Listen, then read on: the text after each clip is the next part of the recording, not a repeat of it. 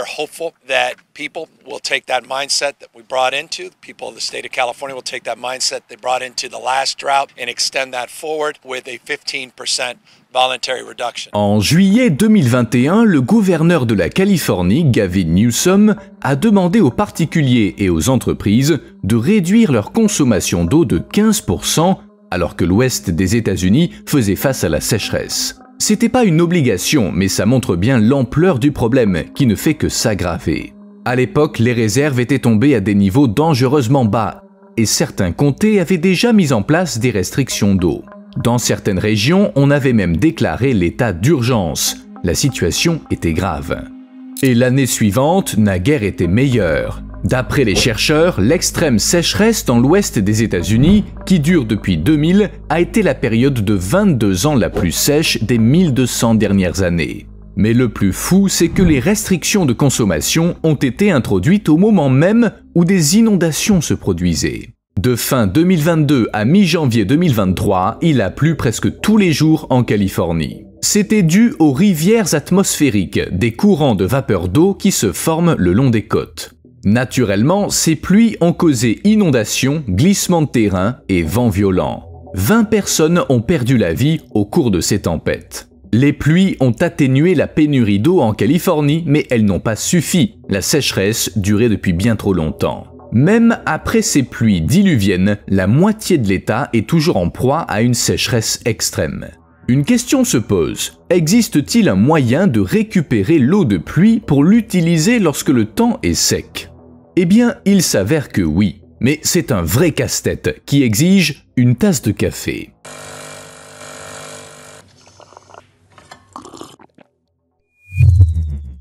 Voici un rappel discret de faire une certaine chose, et merci à vous pour ce que vous savez. Tout d'abord, comment la sécheresse peut-elle coexister avec les inondations? Au cours des 25 dernières années, les 58 comtés de Californie ont tous connu des inondations, entraînant pertes humaines et dommages se chiffrant en milliards d'euros. Il suffit de consulter la liste des inondations récentes, on peut y voir que la Californie est touchée presque en permanence. 2022, 2023, 2024, ces 3 années ont été marquées par des pluies diluviennes à cause des rivières atmosphériques qui ont transformé la Terre en mare de boue. Mais il y avait déjà des inondations avant ça, bien sûr. Par exemple, en janvier 2017, une inondation a frappé le nord de la Californie. C'était l'hiver le plus pluvieux depuis près d'un siècle. Les pluies ont même battu le record établi en 1982-1983. Mais on va pas parler de toutes les inondations californiennes, ça nous prendrait la journée, et mieux vaut se concentrer sur l'essentiel. Il faut bien comprendre la chose suivante. De l'eau pénètre dans l'État, et en grande quantité, régulièrement. On peut donc se demander pourquoi il y a une sécheresse et des pénuries. Quelle en est la cause? C'est simple. Certes, en Californie, il y a parfois beaucoup d'eau, mais après que l'eau est tombée du ciel, elle finit dans l'océan. Elle n'est pas récupérée pour être exploitée au maximum. L'État, comme la plupart de ceux de l'ouest des États-Unis, dépend de la neige hivernale. C'est elle qui alimente les cours d'eau et les lacs. Mais la majeure partie de l'eau issue de la pluie s'écoule jusqu'à l'océan Pacifique librement. Les infrastructures californiennes de stockage et de gestion de l'eau, comme les grands lacs, sont trop inefficaces, je suppose. Elles ne permettent pas de faire face à des phénomènes météo intenses et changeants, qui sont de plus en plus fréquents et de plus en plus graves en raison du changement climatique. Pourtant, la Californie a fait des efforts pour résoudre le problème, car il ne concerne pas que l'État lui-même. Le pays tout entier dépend de la Californie pour son alimentation. Les fermes californiennes produisent des milliards d'euros de marchandises chaque année, plus encore que le Texas, le Nebraska et autres États ruraux, qui se dédient pourtant à l'agriculture. L'eau de Californie est nécessaire aux emplois et à la vie dans tout l'État, et l'économie californienne est plus forte que celle de la plupart des pays du monde. Cependant, aucun autre État ne connaît des précipitations aussi variables tout au long de l'année, oscillant constamment entre inondations et sécheresse. Étant donné le nombre de personnes, de plantes et d'animaux affectés, ce sont les batailles de l'eau qui ont façonné la Californie depuis sa naissance. On y trouve le plus grand système public d'approvisionnement en eau et en électricité du pays, le State Water Project, ou SWP. le SWP comprend 1128 km d'aqueducs, 5 centrales électriques et 24 stations de pompage. Il fournit de l'eau à 29 fournisseurs urbains et agricoles en Californie, alimentant 25 millions de résidents et irriguant 303 500 hectares de terres agricoles. Ça représente 2/3 de l'économie californienne. Bien sûr, cette eau doit être stockée quelque part, et le SWP dispose de 34 réservoirs et lacs à cet effet. Par exemple, le lac Oroville est né de la construction du barrage Oroville sur la rivière Feather. Situé dans le comté de Butte, c'est le 2e plus grand de Californie. Pour le SWP, le lac Oroville est un atout majeur. Non seulement il stocke l'eau et aide à contrôler les inondations, mais il sert également de base de loisirs et il profite aux poissons et autres animaux. La construction du barrage a commencé en 1957 et elle a été immédiatement utile. Quelques années plus tard, en décembre 1964, le barrage partiellement achevé a permis d'arrêter une inondation. Ça a sauvé la vallée de Sacramento.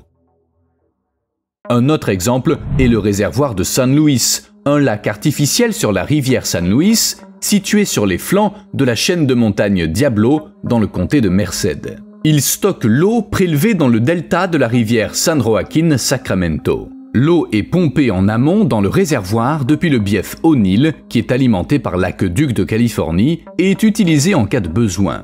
Par exemple pour l'irrigation des fermes et à d'autres fins.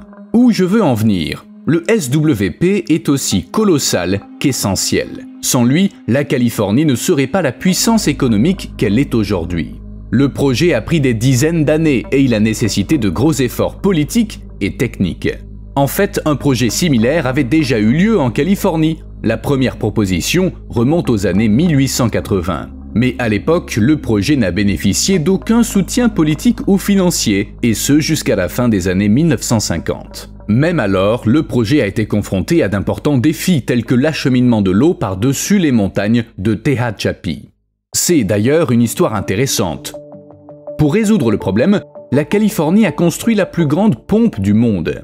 Il s'agit de l'usine de pompage d'Edmundston et c'est l'élément principal du SWP. La station élève l'eau de 600 mètres pour traverser les montagnes Tehachapi avant d'alimenter les branches occidentales et orientales de l'aqueduc de Californie qui dessert le sud de l'État.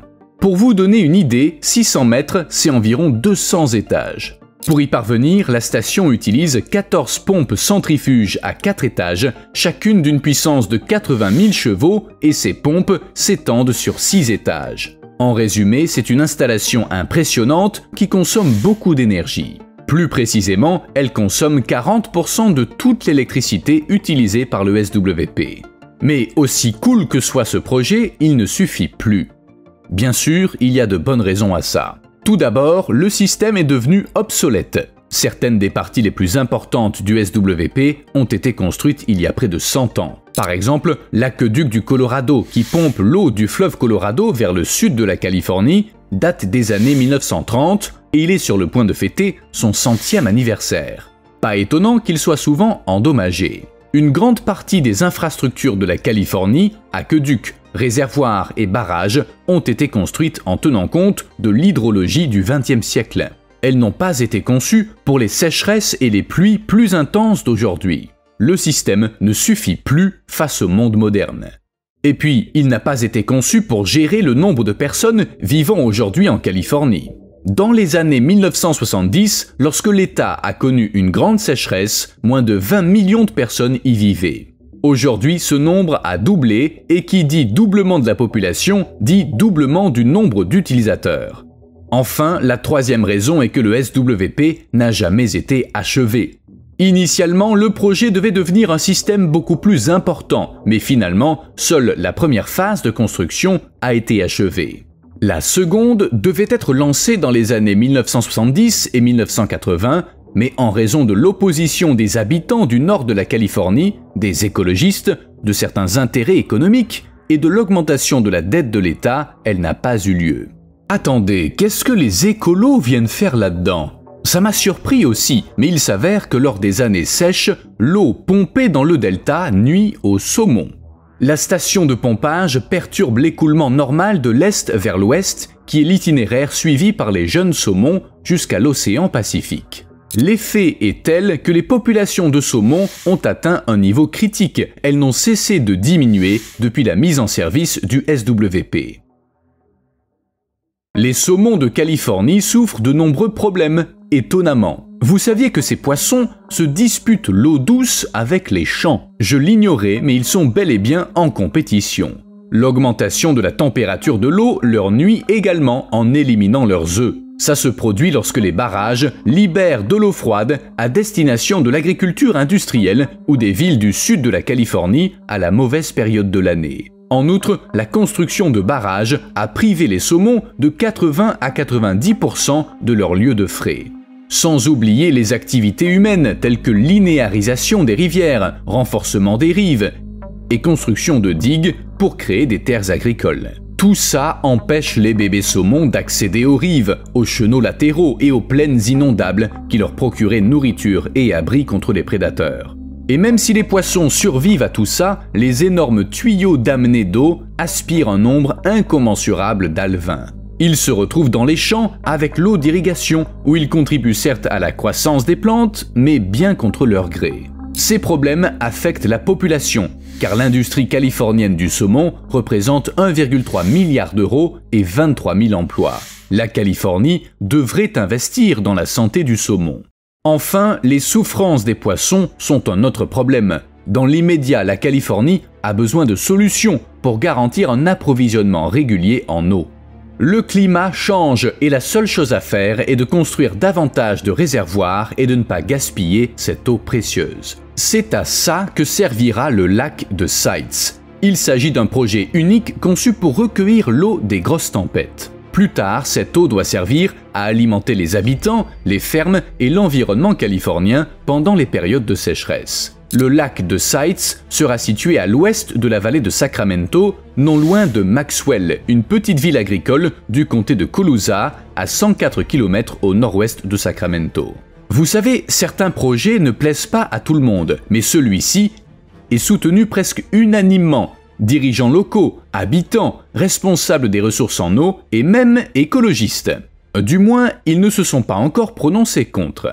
Bref, ce nouveau réservoir sera assez différent des lacs existants, notamment au niveau de la taille. Il contiendra 1,85 milliard de mètres cubes et pas sans raison. Les prévisions annoncent davantage de pluie que de neige, mais le système actuel de gestion des ressources ne dispose pas de l'infrastructure nécessaire pour tirer le meilleur parti de la pluie. D'autre part, le lac de Sites captera l'eau des tempêtes et l'enverra au bon endroit en cas de sécheresse. Oui, une fois opérationnel, le lac sera intégré au SWP. Mais avant, il va falloir le construire. Le plan prévoit que le lac s'étende sur 21 km du nord au sud et sur 6,4 km d'est en ouest. Une fois plein, il sera profond de 80 mètres au niveau du point le plus bas. Sa capacité permettra de fournir de l'eau à 7,5 millions de personnes tout au long de l'année. En bref, il s'agira d'un immense réservoir qui devrait devenir le 8e plus grand lac de Californie. Deux barrages, le barrage de Sites et le barrage Golden Gate, seront construits pour retenir l'eau là où les collines sont trop basses, mais ils ne bloqueront pas les rivières. J'entends déjà les saumons donner leur accord, même s'ils ne fraient pas dans ces rivières. Le lac comprendra également 9 petits barrages pour maintenir l'eau au bon niveau. Oui, vous avez bien compris. Cette fois, il ne s'agit pas de construire un barrage n'importe où pour bloquer la rivière et créer un lac. Au contraire, on a choisi une vallée à l'écart des principales voies d'eau et les barrages se limiteront à fermer les trous dans les montagnes afin d'empêcher les fuites. À présent, il ne reste plus qu'à terminer la construction et à remplir le lac. L'eau du lac de Sites proviendra de deux sources, le fleuve Sacramento et les cours d'eau locaux. L'eau du fleuve sera détournée vers la station de pompage de Red Bluff qui est équipée de grilles de protection des poissons. Les saumons approuvent ce projet. Bien qu'il y ait un écart de 23 km entre le lac et le fleuve, des tuyaux et des canaux sont en place qui serviront à pomper l'eau.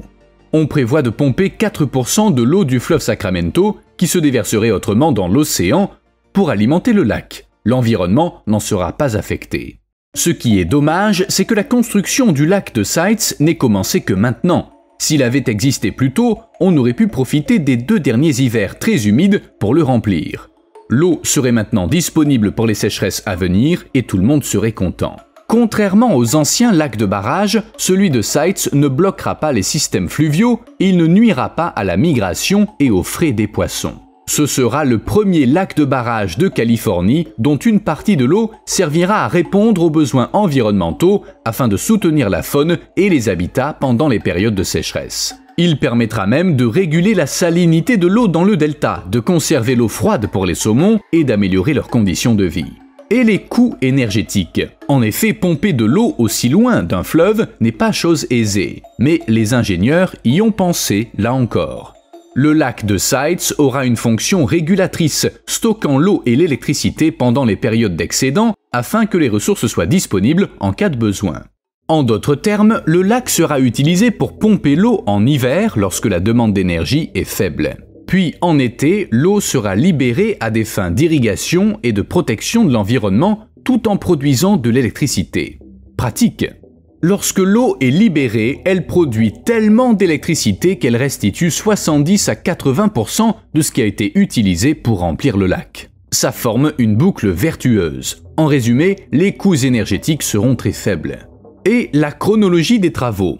La construction devrait débuter en 2026 et le lac sera opérationnel à la fin de l'année 2032. Le projet coûtera 3,7 milliards d'euros, ce qui est raisonnable sachant que les retombées attendues sont d'environ 245 millions par an pour des coûts d'exploitation de 9 à 18 millions. Ainsi, le lac sera amorti en 16 ans. Restriction d'eau. Pour améliorer la situation, la Californie a décidé d'introduire pour la première fois cet été des restrictions d'eau à long terme. L'État exigera des grands fournisseurs qui desservent 95% des résidents qu'ils réduisent la quantité d'eau fournie au cours des 15 prochaines années. Les restrictions sont importantes. Les entreprises devront réduire la quantité jusqu'à 40% conformément aux normes de consommation établies. Pour y parvenir, les fournisseurs risquent d'augmenter les prix pour encourager les économies et l'utilisation d'appareils moins gourmands en eau. En fait, c'est pas surprenant, étant donné les sécheresses que l'État a connues ces dernières années et la pénurie d'eau de 10% prévue d'ici 2040. C'est pourquoi des mesures urgentes sont prises et l'arrêté de réduction de la consommation entrera en vigueur le 1er janvier 2025. Les habitants s'en réjouiront-ils? Sans doute pas, mais c'est la seule solution pour l'instant. Il reste encore beaucoup de travail pour construire le nouveau lac. Amende surprenante. Pour informer sur la gravité des pénuries d'eau en Californie, une association a informé les autorités de son intention de mettre des amendes pour utilisation abusive de l'eau. Agriculteurs et éleveurs ne pourront plus prélever d'eau dans la rivière Shasta pour la première fois en 100 ans. Tout a commencé lorsque les habitants de la vallée de la rivière Shasta se sont réunis et ont écrit une lettre exprimant leur inquiétude quant au niveau d'eau extrêmement bas, ainsi que concernant la santé de la population et des animaux. Le manque d'eau entraîne l'assèchement des aliments pour le bétail, ce qui oblige les éleveurs à vendre leurs bêtes à défaut de pouvoir les nourrir correctement. Si vous vous demandez où est passée toute cette eau, voici la réponse. La rivière Shasta est importante pour les tribus autochtones de Californie qui en dépendent depuis des milliers d'années. En outre, elle est un élément clé du secteur agricole local, car elle a toujours été utilisée pour l'irrigation. La sécheresse a aggravé la situation et l'état de la rivière est loin d'être parfait. Mais c'est quoi ces amendes? Dans un premier temps, les fermiers qui utilisaient trop d'eau devaient payer 475 € par jour. Mais ils ont ignoré l'interdiction et ils ont fait fonctionner leurs pompes pendant une semaine entière. On peut comprendre pourquoi les puits étaient taris et les étangs asséchés. Où pouvaient-ils trouver de l'eau? En réponse à cette violation, les sanctions ont été renforcées et désormais, en cas de dépassement de la limite, l'amende peut atteindre 9 500 € par jour, plus 2 400 € par tranche de 1200 mètres cubes. Si ces nouvelles sanctions sont appliquées, certains pourraient se voir infliger des amendes de 1,15 million d'euros. Ça semble ridicule, j'en conviens, mais la situation est catastrophique. Eau usée, potable. J'ai une question gênante pour vous. Vous pourriez boire de l'eau usée? La plupart des gens répondraient non, car d'abord c'est dégoûtant et ensuite c'est dangereux. Mais en Californie, c'est différent. Face à la sécheresse, Los Angeles a donné le coup d'envoi d'un projet à 700 millions d'euros visant à rendre potables les eaux usées de la vallée de San Fernando. La nouvelle station d'épuration produira 76 millions de litres d'eau purifiée par jour, desservant 250 000 personnes. La station enverra l'eau purifiée à 16 km au nord-est dans le comté de Los Angeles jusqu'à des bassins de distribution. Là, l'eau sera stockée dans des conteneurs filtrants avant d'être injectée dans la nappe phréatique. En cas de besoin, la ville pourra ainsi puiser de l'eau dans la nappe. Ensuite, elle subira des contrôles et de nouvelles étapes de nettoyage avant de finalement atteindre les systèmes d'approvisionnement en eau des habitations et des entreprises. Bref, tout le monde bénéficiera de ce projet. Enfin, sauf le budget de l'État. Le projet sera achevé d'ici 2027 et d'ici 2035, les autorités de Los Angeles espèrent traiter toutes les eaux usées et les réutiliser pour répondre aux besoins de la population. Le danger vient des pelouses. Ça a de quoi surprendre, mais les experts affirment que l'une des raisons de la crise de l'eau est la présence de pelouses. Des études montrent que l'entretien des pelouses engloutit jusqu'à 75% de l'eau consommée par les ménages. En cas de sécheresse aggravée par le changement climatique, ce luxe n'est plus raisonnable. C'est pourquoi des restrictions ont été introduites. Les Californiens doivent réduire l'arrosage à 1 fois par semaine. L'apparition des pelouses aux États-Unis remonte à l'Angleterre du XVIIe siècle. À l'époque, une pelouse bien entretenue était un signe de luxe et de statut social en raison du coût élevé de l'entretien. Le temps a passé, les pelouses exigeant de plus en plus de ressources, mais le pays était incapable de renoncer à leur beauté. Il y avait tellement de pelouses que la NASA et l'Agence d'observation océanique et atmosphérique ont constaté que l'herbe couvrait plus de terre que toute autre culture, y compris le maïs et le blé. Au début des années 2000, leur superficie, principalement devant les maisons, dépassait 163 000 km², soit plus que la taille de l'État de Géorgie. En raison de la situation actuelle, ces pelouses traditionnelles ne sont plus adaptées à la Californie du Sud. Selon les chercheurs, un petit terrain où les enfants peuvent jouer ou se détendre est acceptable, mais les grandes pelouses décoratives devraient être reléguées aux oubliettes.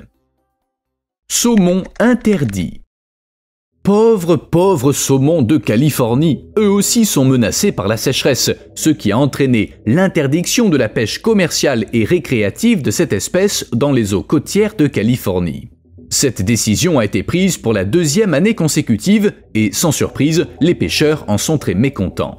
En raison de la sécheresse et du détournement de l'eau, les rivières sont trop chaudes et trop lentes pour permettre la reproduction des saumons. Un représentant des services de la pêche et de la faune sauvage a indiqué que la population est trop basse et que les poissons ont besoin de temps pour se rétablir, d'où l'interdiction. C'est une bonne nouvelle pour les saumons, mais ça va frapper durement les restaurants et les acheteurs californiens. Ils devront trouver du saumon ailleurs. Honnêtement, c'est un coup dur pour cette industrie qui générait 475 millions d'euros par an. Les pêcheurs disent qu'ils devront se reconvertir dans des activités qu'ils n'aiment pas. Imaginez que l'on vous oblige à passer la serpillière au lieu de regarder la télé depuis votre canapé. Ça vous agacerait? Un peu, mon neveu. C'est exactement ce que ressentent les pêcheurs. Vous me devez quelque chose. À plus.